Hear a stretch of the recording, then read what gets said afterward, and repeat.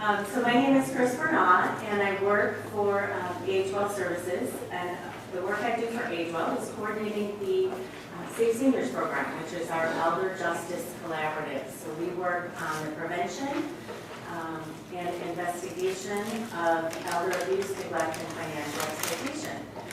Here in Muskegon County, we even have a task force of 2 detectives.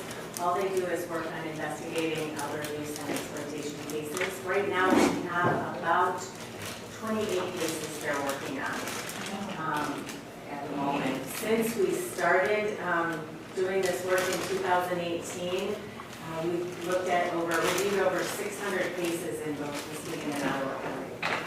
And that's not even the ones that are happening. So, and I'll share some numbers with you in just a minute. So today we're going to talk a little bit, I always like to talk a little bit about why we talk about this, and then some signs of just overall abuse and exploitation to watch for in friends and family. And then we're going to talk about scams and people who will try to get your money or your identity. So I try to keep it very interactive, so if you think of a question, just let me know and we'll ask that question right then, because I know I always forget my questions by the end. If you have a story you want to share, something that happened, an experience you had, just let me know. So here we go. And I call it not everyone is a friend, because that's what people who are trying to take advantage of others pretend they are.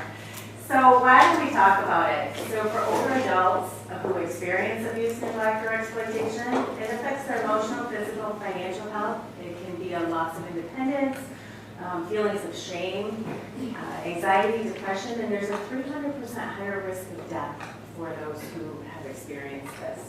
And financial insecurity too. I have a big number up there, the 36 billion. That includes all kinds of scams or people selling you things you don't really need, in addition to family members or trusted others who are taking money that doesn't belong to them. For society, it's both social and economic. So it reduces an older adult's participation in our community because abusers or scammers tend to try to isolate the person they're taking advantage of. And then it creates healthcare and legal costs, because if you saved your entire life and planned for your retirement, and then a scammer comes, and in one case we had took $750 million. It was his whole plan.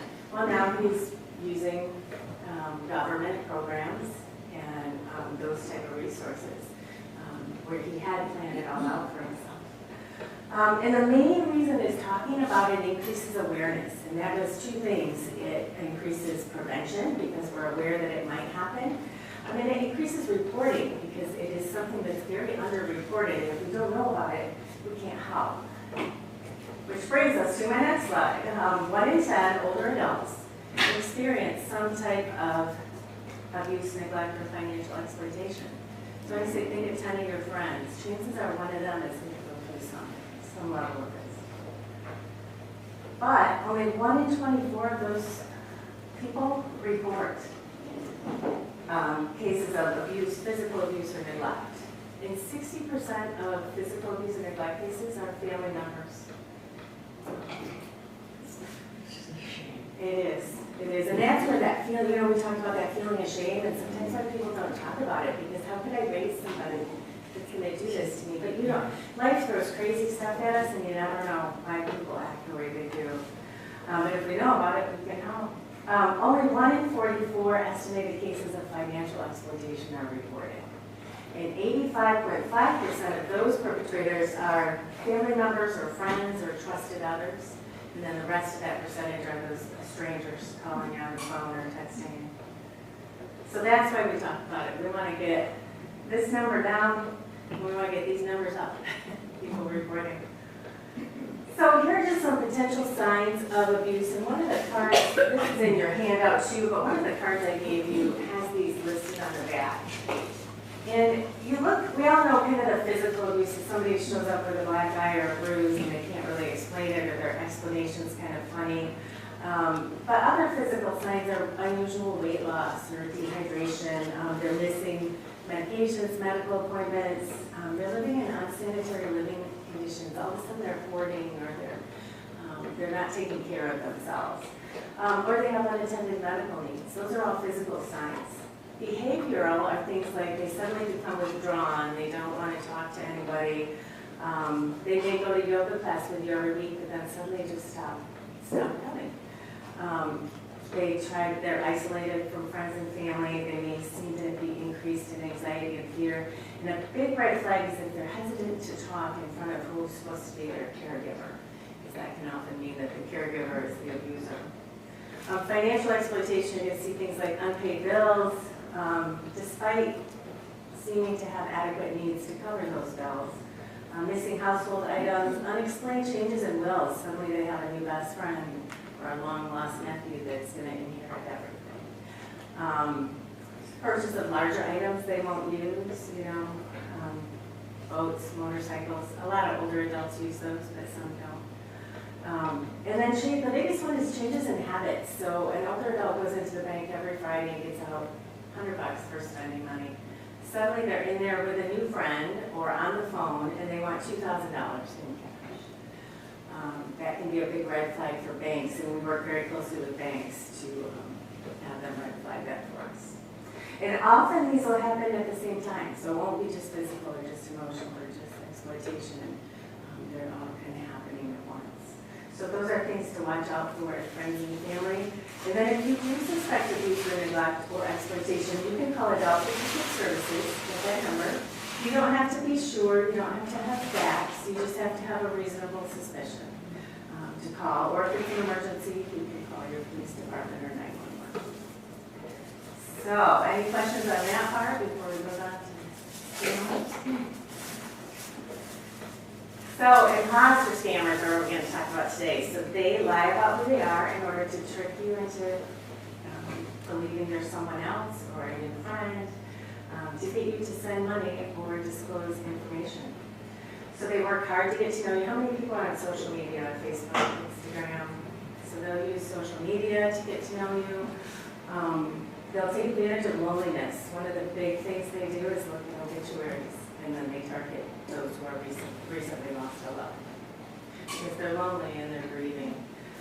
They try to get you into what's called a state of ether. So it's a highly emotional state where you're thinking with your emotions. So panic, love, friendship, guilt, thinking with your emotions instead of the front part of your brain that makes the executive decisions. So they're going to try to get you in that state, keep you in that state. I've heard stories of a grandchild scam where they kept them on the phone for 4 hours. And part of that is just to wear them down, and not let them talk to someone else who might say, hey, this doesn't sound right, So always try to take a step back if you feel like your emotions are starting to take over your decisions. So we're going to talk about a few in particular. The first one is agencies, organizations, or companies. So they'll pretend to be from Medicare, Medicaid, the IRS, the state police, Amazon, the Geek Squad at Best Buy. We all gotten some of those letters, texts, calls. They're going to tell you there's a problem. They're going to try to make you panic. They're going to tell you there's a fee or a fine that you have to pay right now. In the case of a company, they may say, the big one with that is they'll send you an email that says, oh, we're just verifying your purchase of an Apple iPad for $499. And you kind of panic, like, I didn't buy one of those, I don't want it on my credit card. So you call the number, and they're like, well, just give me your credit card number, and we're going to have to do a charge, and then we'll do a charge back of everything. And they make it sound very plausible and very legitimate. And they've got you in that state so that you just kind of go along with it. They might seem to know about your accounts, who you order from. The caller ID might even show the name of the company. So that's called spoofing, where they can make your caller ID.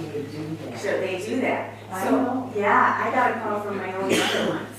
And I did not answer that call because I know what happened already, and I don't really want to know what's going to happen. So whatever version of me it was calling, I didn't want to know.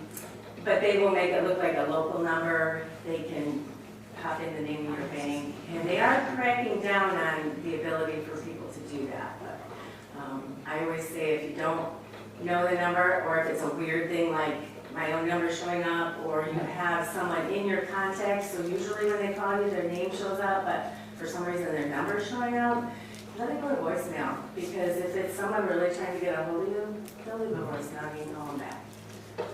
But if they get you on the phone, there's a chance they could get you worked into that state where you're gonna start believing them. There's a story of a woman who does the work I do, goes out and talks about things outrage. She got a call from a scammer, and she thought, oh, a scammer, I'm gonna get them. She ended up losing money because they were that good. And they drew her into the story, and they made it sound believable, and that's what happens. So be careful. I know sometimes people like to play with scammers on the phone, but you gotta be careful. So some red flags.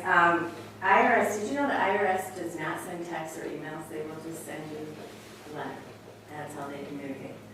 That's why it takes so long to solve your problems with IRS. They're not going to try to panic you into acting with urgency or ask you to use gift cards or Bitcoin to pay fees. And sometimes that sounds plausible, right? Because we're just this online society now, and we're always using different currencies, but they won't. Law enforcement won't call you to tell you they're going to arrest you. I actually had a guy get a call from the Michigan State Police who were going to come arrest him, and I said, what'd you tell him? He said, you know where I live, got my number, come get me. Because he knew he wouldn't. Or he was hoping they wouldn't. And then another big red flag is if you get an email or a text even, it's poorly written or vague or misspellings. So we're going to look at one really quickly. This is one that came to me. He said it was the Geek Swap from Best Buy. And then they were confirming my purchase of a protection plan, which I had not done. So that was the first red flag that I hadn't done that. So I know this is a little hard to read, but I'm going to talk through it, and it's in your papers too. But one of the first things to look at is look behind the name on the return address. So it might show something like accounts department. But if you actually look at the email address that's behind it, this particular one came from a Gmail account. And Best Buy is not going to use a Gmail account to communicate. They're going to use their @bestbuy.com email address. So that's a big red flag right to start. The other thing, like I said, is they're confirming this plan, but I didn't buy this plan and I need this. So I did not fall for it. The other thing is the grammar or the spelling may be wrong. So here it says your purchased instead of your purchase. And I worked in marketing for a long time before I started this work, and companies will not let emails go out with glaring misspellings like that. They're triple checking everything. And then this particular one had the non-US spelling of the word center, which can be another red flag because I know Best Buy is a US company. So just some things to watch for in emails. But I would say the biggest one is check that return email address. Because they're going to try to make it look like the company. So what you can do, if you suspect a scam, hang up or delete the email or the text. But then if you're still concerned about, like it's your bank, if they're pretending to be your bank, call your bank, call your local branch and say, hey, I just got this weird email text call. Can you let me know if my accounts are okay? It also lets them know that somebody's scamming in their name. And you can also call the government agency or company, but look up the number. Don't use whatever number is in the email or the text. I have had at least 5, maybe 6 calls on scams from Amazon. Yeah, Amazon is a big one. Amazon is a big one. But I don't do anything. I just call Amazon and ask them for my latest purchase. Yeah. My purchases, and it's not there, so you Then know yeah. that nobody has charged I think $1,000. Yeah. I think the reason that Amazon is a big one is because they know 90% of us Everybody uses think about ordering from Amazon. But Amazon, I'll tell you, I got one from Amazon one time and it said to call this 800 number. And I thought, I'm just going to go on Amazon's website and see if that's their actual number. And it was. It wasn't in this, well, it wasn't in this time. And the other thing is it took me 10 minutes to find the number on the website because Amazon doesn't really want you to call them on the phone. No. They want you to email them or chat or, So anytime there's a number in an email like that, it's always better just to, if you're not sure, just find the legit. I had one on electric, too, on my electricity bill. Yeah. And I knew that I paid it. Yeah. And they were telling me that, I don't know, I can't remember now because I'm old, if it was a phone call or if it was a text, but I I just hung up, I looked up the phone number, called them, and said, would you please tell me if my account is current? And that's exactly what you should do. And that actually is kind of a good explanation of why they do things like that. You think, why would they tell me I didn't pay my bill when they know I paid my bill? Well, they count on us as we get older. You know, we don't quite remember, or, or we're not sure, maybe we did it the wrong way, or maybe it didn't go through. So they're playing on kind of those fears. I also found out we're more trusting us, reading a study on brains, and as we get older, we're more trusting of people, and they count on that. So next one is sweepstakes. How many people won the Publishers Clearinghouse today? If I look at my phone, I probably won it 3 times. This is a big one. They're using legitimate names, like Publishers Clearinghouse and Apple, because we know those names, right? Same thing as Amazon. They might send an official looking letter or email. There'll be a sense of urgency. If you don't answer this right now, you're going to lose your chance at all this $10 million in 15 cars. And then another one is they may ask you to do a survey. We'll send you an Apple iPad if you answer these few questions on email, and they're not going to send you an iPad. So some red flags is a legitimate sweepstakes company won't ask you to send money up front for taxes or fees. We had a case here in Muskegon where a lady fell for this scam because it sounded legit. They said we need $15,000 for taxes up front and then you'll get your money. So she went to the bank, she got a cashier's check for $15,000, dropped it in the mail, talked to her daughter, and her daughter said, you know, that just doesn't sound right. So she tried to cancel the check, which you can't do because it's a cashier's check. So she called the police, who called our task force, and the check had been mailed to someone in Tennessee. So we called the sheriff down in that county in Tennessee and said, we just go check out this address. Well, it was an older gentleman who also thought he won the sweepstakes and thought that was his first payment. So they're bringing in like this money mule, getting the payments distanced. So in that case, he hadn't cashed it yet. I think because he was a little confused why it came from a credit union in Muskegon, in Publishers Clearinghouses, and so we were able to get most of that money back for her, but that doesn't usually happen. So we were lucky in that case. Again, with the messages, they're usually poorly written or vague or inconsistent. And I found out Publishers Clearinghouse, they still do the big check come to your house with anything over $10,000. So if Publishers Clearinghouse sends you something and says you want $10 million, it's not the case because they still want to pull up in that vein. Survey companies don't give away expensive things for just a few questions. And then what will happen is if you do engage, get on the phone or call them, they're going to start asking for more and more personal information. And then that's a big red flag that you know it's a scam, so hang on. What you can do, again, I'm going to repeat that one, hang up, delete the email, delete the text. Don't click any links or enter any personal information, and then don't send money or gift cards. All right. Any questions so far? I'm not moving too fast. Next big one is computer bugs and fixes. This one is taking a little tick up where you'll be on your computer and a pop-up screen will come up. And it'll say, has everybody had that one happen? Yeah? Okay. You have? Yeah. So it'll tell you, threats detected, call this number right now. Or there's an error, you need to call this number. It might look like an error message from Windows or whatever operating system you use. And it might use logos. They're big at pulling logos off and popping them into whatever email they send. You might get a phone call. They pretend to be a computer technician from a trusted company, Microsoft. And then another thing is online ads and listings. So say you're having trouble with your computer, you do a Google search. You want to not go for those first few ones that say ads, because oftentimes they will use those ads to get you to call their number, and they're not legitimate. So always drop down a little further. Best way, if you need your computer fixed, is ask around and ask for a local company that does that work, and who's used them, and do you trust them. When I had it happen, Yeah. public clearinghouse would just make this terrible noise, and it's just like, how do I end that? Right. And so It really, like that, it just, made the noise too? Yeah. I hadn't heard that. So it Made really the gets pop-up to your- screen as well, yes. yeah, and it just locked everything. And So then all your emotions like Yeah. immediately Gets on rose your up. nerves because Mhm. I can't, Mhm. what can I do? Like, Yeah. it was a very old laptop, I was ready to retire anyway. Yeah.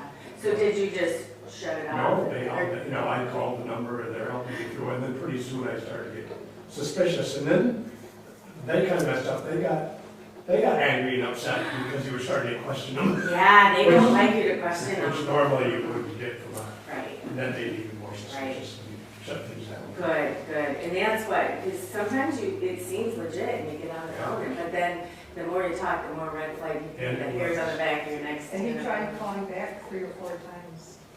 They were calling me from different numbers all over the country. Mhm. He did, it's like, this was from Kentucky, this was Yeah. from California, and I'm gonna answer. Yeah, yeah. You know, then it's like, oh, we're helping you with this problem, why, you know, why did you hang up, we lost you. Yeah. It was Labor Day weekend a few years ago. Okay.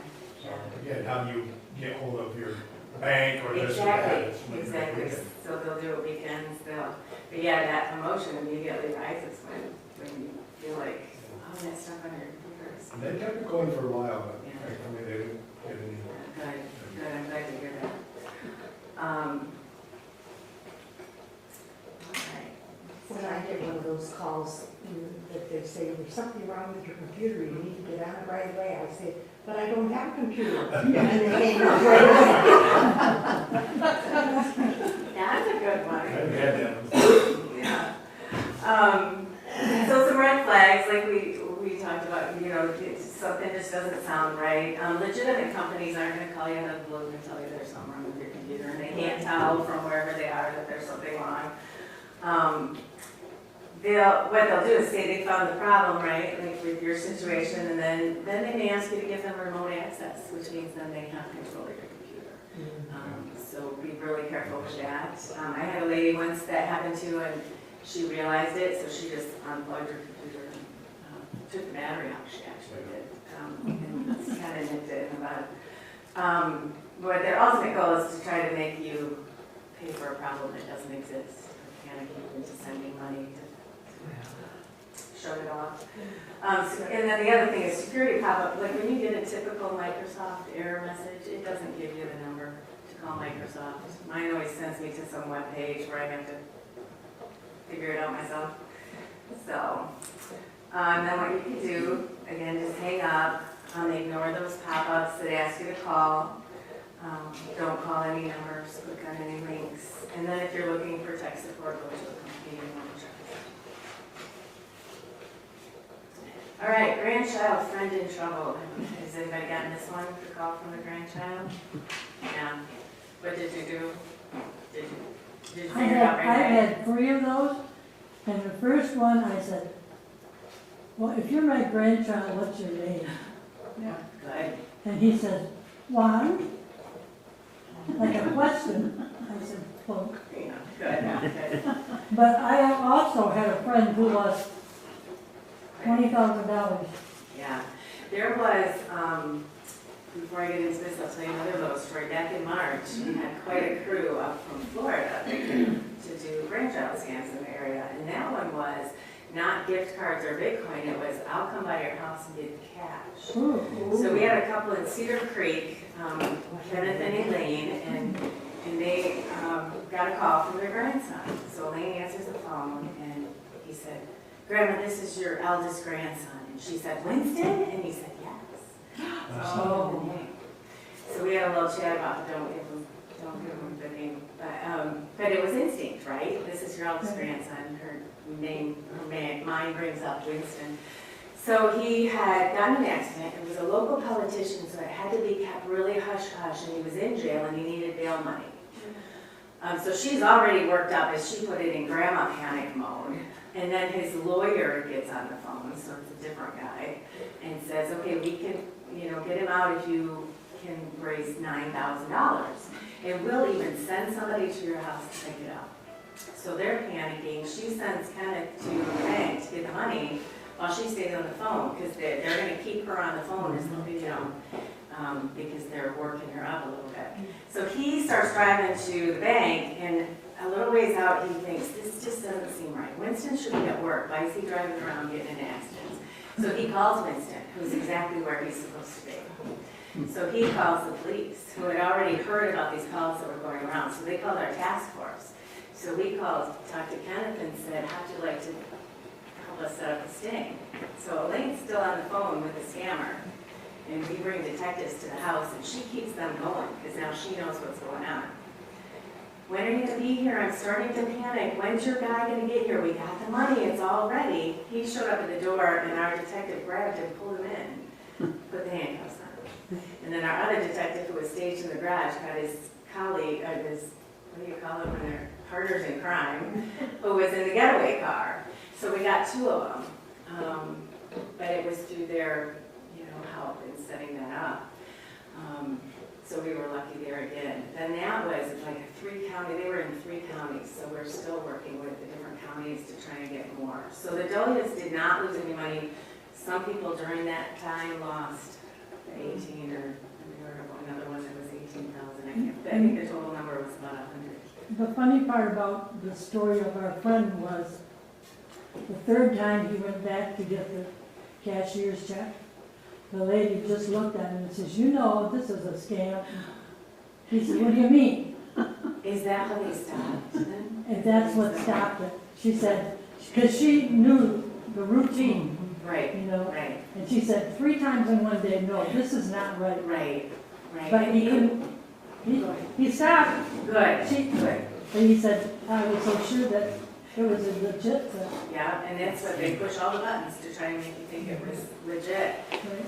And I'm glad to hear the bank did that, because they are really, they're actually required by law now to watch for those kind of red flags, and they have the authority to freeze an account. So if he had come in and she was sure it was a scam, and he had said, no, I want my money, then she could have stopped it. Right. So the other big thing about that news story, though, is we did a press release after we did that sting, and the Dahlias agreed to go on camera and talk about their story. And that was huge. Right after they aired, did you see that? Yeah, and we had 22 calls the next day of people who had also gotten a call. And most of them were, I hung up, or but we heard about a few who lost money, so we were able to stop them from losing any more. But that's what's huge about sharing our stories, right? We tend to think, oh, I can't tell anybody, because how dumb was I to fall for that? Well, you weren't, because that's their whole job, is to get you to fall for it, and they're very good. But the more we talk about it, then the more people are aware of it, and the more we can encourage people to report. So just quickly to go through this, if it's grandchild, they're going to tell you a story. They were in the accident, and if they sound funny, you say, well, you don't sound like Winston. Well, I got a cold, or I broke my nose in the accident. They might have looked for personal details so that they know some things about you, and then they're going to play on your emotions. A big one is don't tell mom or dad. I mean, really, the first thing you should do is call mom or dad, because they're going to know if the grandchild's where they're supposed to be. Some red flags is that sounding different, they're where they're supposed to be, or you're pretty sure. They ask for that significant amount of money. And then a big one is they might use a name you don't use. So they call you grandma, but none of your grandchildren call you grandma. Or they try to give you a name of a grandchild that is not yours. So what you can do, so that's the one I had a little chat with Elaine about. Don't automatically give them a name or any information. Make them work for the information. If you're not sure if it's real or not, make them work for that information. Ask a simple question. They wouldn't be able to learn online. What did I get you for Christmas last year? What was the name of that dog we had when you were little? And then another thing you can do is establish a family password so you can use that in emergencies. So I remember when I was a kid, people did that with school. If I ever send a friend to pick you up at school, they need to know this word or this phrase. And it's maybe time to dust that off for these scammer techniques, Or call a family member, mutual friend. They're going to try to convince you to keep it a secret, but call somebody who knows where that person might be. And then if you suspect it's a scam, just hang up. A friend of mine is 92, but when he was probably 88, he got scammed. They said that they caught his grandson with marijuana or drugs in his car, and that he he wants money to bail him out. Right. And he fell for it, and he was so totally embarrassed when he realized it was just awful. Yeah.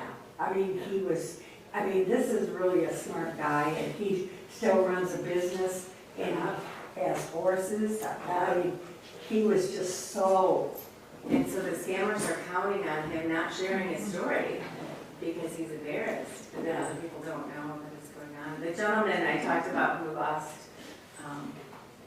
all that money in the beginning, he lost his house. It was a timeshare scam, so he had a timeshare, he was trying to sell it, and they were telling him, just send us a little more money for fees, we've almost got it worked out, but we need this much more. And he kept feeling like he was so close to that finish line, but he was a businessman, you know, pretty savvy, but they get you down this path. It's hard to dig out, so. Romance scams is the next one I'm going to talk about. Does anybody know anybody who fell for a romance scam? Oh, No, not myself, but, a woman who is older than I am even, she has fallen for somebody in another state, and there's no changing her mind, and she has lost, everything. She had to sell her, home, she had to cancel, her bank account, she doesn't have any credit cards anymore. I mean, it was just incredible, and yet she still talks to him. Yes, she does, because that's the love of her life. She's Yeah. expecting him to come up and whisk Breaks her my heart. away. Yeah, because that's the story he's feeding her. And Oh, he's yeah. apparently not aware that she doesn't have anything more to give, or he thinks she might be able to find something else. But yeah, these are heartbreaking, because this is the one, when I talk about them looking at obituaries, this is the scam they pull. They'll connect through those social media sites or through dating apps even. They'll use a fake picture, try to get you just interested in the picture, and then they'll learn as much as they can about you from your profile. Oh, you have a golden retriever for your profile picture. Oh, they love golden retrievers. They raise golden retrievers. You know, they're going to just try and see the right things. And often people who are lonely or grieving are just in that state of mind. They just want to share and talk to somebody, even if it's typing online. So some red flags is they're declaring their love after a short time. I always say we watch those rom-coms and everybody falls in love in 7 seconds. But in real life it takes a little time. So something to just be a little suspicious about. They ask to start communicating by your personal phone, text, or email rather than the platform that you met on. Their profile might not match what they say. They have excuses for why they only have a couple photos, and they both look like they're, a model shoot. And then again with the messages, they might be poorly written, inconsistent, vague. And then after gaining your trust, that's when the bad luck stories start. I would love to come see you, I want to come near you, but I'm in legal trouble, I'm stuck in Africa, I just need this little bit of money, I don't have enough for a plane ticket. We have people show up at the airport in Muskegon because somebody said, send me $5,000, I'll be on flight 241 on Tuesday.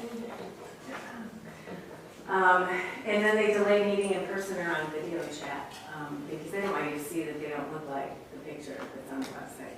And talk about how hard it is to convince them. We had someone in the middle of one of these, and our detective actually took the picture and did that reverse Google search where you can find out where a picture came from. And he said, look, this is an actress. This is not this person you're talking about. No, it just looks like her. They're so into this relationship, which is real to them, that it's hard to pull them out. So what you can do personally is make sure your privacy settings are set tight so that people can't see a lot. Be really cautious in accepting friend requests. If you are on Facebook, quite often you'll get a friend request from someone you're already friends with. Well, that's somebody who grabbed their name and their picture and is trying to friend you. So be really cautious. On Instagram, I get friend requests from people out to follow requests, and you just look at it and they're not. First of all, you don't know them, don't friend them. If they say they're a friend of a friend, you can call that friend and say, hey, is this really your friend and do I want to get to know them? And then talk to someone about your romance. This is a big one where they'll try to keep it a secret, right? This is a cool secret romance and it's just between us and it's nobody else's business. But if you talk to people, they're gonna hear those red flags maybe where you don't. And this is where you can watch for your friends, right? You'll hear them talking about this new romance and something just doesn't sit right and you can start asking questions. They're not always gonna listen, but we just have to keep trying, right? That's all we can do. Because one of the things I've learned in this work is if somebody is in their right state of mind, which if they have capacity, they can make bad decisions. They can choose to send all their money to someone they don't really know, and we can't stop them. All we can do is just try to be there and try to talk to them. All right, so just in general, I think we talked through all these. Don't click on links, don't send money, hang up, don't engage, and then call the number or your local police department if you have been scammed.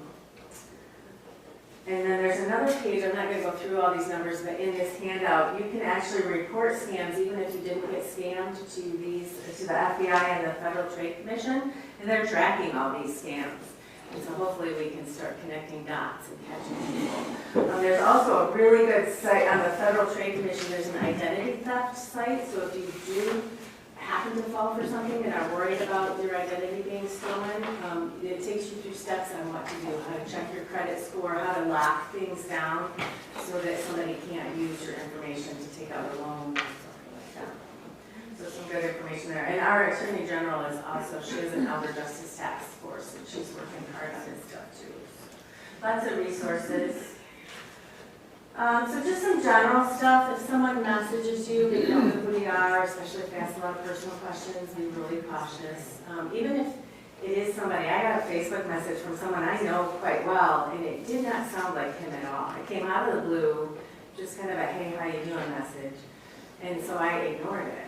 And if it had been really him, he has other ways to contact me, and he would have said, hey, why are you ignoring me on Facebook? So I think it was a false one. Use your own phone or computer whenever possible, but if you do use like a lab computer at the library, just make sure you log out of everything, sign off all your pages. Be careful about the kind of photos and information you share on the internet. You may think you deleted it off Facebook, but it's still on the server. And never meet somebody online alone, whether it's a romance or someone you just want to chat with and be a new friend with, or if you're buying or selling something like on Marketplace or Craigslist or those types of things. Always take someone with you, meet in a public place to let them know where you live. Create and use generic email addresses. If you use just letters and numbers, they don't automatically have your name to make some scams seem more personal. Use strong passwords. You can try using letters from a favorite code, like the first letters. I use a combination of birth years and initials, kind of mixed up with some symbols thrown in. And keep them secure. So you can use a secure password keeper. You can write them down, but then make sure you lock them up so they're not just laying around. Yeah, so this is my guy. I don't know if y'all can see this cartoon. It's Kermit the Frog, and the hacker called and said, I have all your passwords. And he says, oh my gosh, thank you. What are they? Because we create these strong passwords, right? And then we all immediately forget what they are. So that's why we try to use this secure thing. Yeah, we had a moment of panic at my mother-in-law's one time because she had all hers written down and she couldn't find a piece of paper. So we found it. We put it in a locked drawer. And don't give your social security number, your PIN, or your information to anyone if they call you. If you initiate the call, you certainly can. If you initiate the call to your legitimate bank, then the number will get out of text. So we're going to rephrase it. And don't make things public for all to see and share. So if you are on social media, I used to put my vacations out there all the time. Hey, I'm in wherever, having a great time, and then I realized I was pretty much advertising, hey, my house is empty, and I have kind of a unique last name, so if you Google me, you can probably, go help yourself. So now I post pictures when I get back. But it also lets them know that you can have funds and maybe be able to target. So offline, and stay connected to people who know and love you because they're your safety net. They're gonna be like Sue and you gotta kind of recognize that her friend may be in some trouble and try to work with her. And Age Well has great programs to keep you connected to people and making new friends. And those connections are what help keep us all safe and connected as we get older. And if anyone makes you feel unsafe in any way, you can call APS, call your local police department. Keep an eye on your bills, your accounts, just make sure nothing looks funny. Even if you live alone, it's a good idea to keep sensitive stuff locked up. And the bottom line is no one's entitled to your assets unless you say they are. You know, you're in charge until you need help. And speaking of needing help, power of attorney, how many people have a power of attorney or advance directive or estate planning? Good, because that is one of the key ways to keep yourself safe when you do start having trouble with capacity and can't make decisions. To have somebody you know and trust be able to make those decisions for you. So you can set all that up ahead of time. And then the other tools we have as the task force in our toolbox, and even families do, are guardianship and conservatorship. And these are actually appointed by a court. So if we have someone who we believe is not capable of making decisions anymore, we can have a doctor test them. We find out they're not. We can ask for a guardianship or a conservatorship. Guardianship is just healthcare living arrangements. Conservatorship is financial. And quite often that's two different people, but it can be the same one. So the last thing I'm going to leave you with is, again, we can all help prevent this, raise awareness, help each other. Just listen to people and be there for them, try to understand their challenges, build that community that fosters connections. Reach out when you need help. You know, if you feel like maybe you're not able to handle the finances anymore, there are great companies that help with that. And educate people. So I've got 9, 10, 11 of you in this room. I want y'all to go out and talk about this and educate more people, and then report as soon as you are suspicious of something. And again, you don't have to have proof. You just have to have a reasonable suspicion. There's a law called the Mandated Reporters Law that protects us all if we have reasonable suspicion. And so that last page has my info. This information comes right to my office. So if you ever have any questions, if you want to call me before you call anybody else, just to double check your instincts, that's fine. And that's it. Anybody have any questions? And that number's on the last page of your handout. And on both the brochures. Any other questions or stories? Well, thank you very much. Appreciate it. Thank you. Yeah, thank you. I will say, you guys, if you haven't already filled out your form, please do so. And then once you fill that out, you'll be entered in our database at AgeWell. And so you will get, we have bi-monthly advantages that gives all the information that we do, activities, all that type of stuff. So you guys will start getting those. If you don't want them, please write on your sheet you don't want to get those. But I will say next February and August we'll be having a campus meeting class held here. So that will be in there, something to look forward to.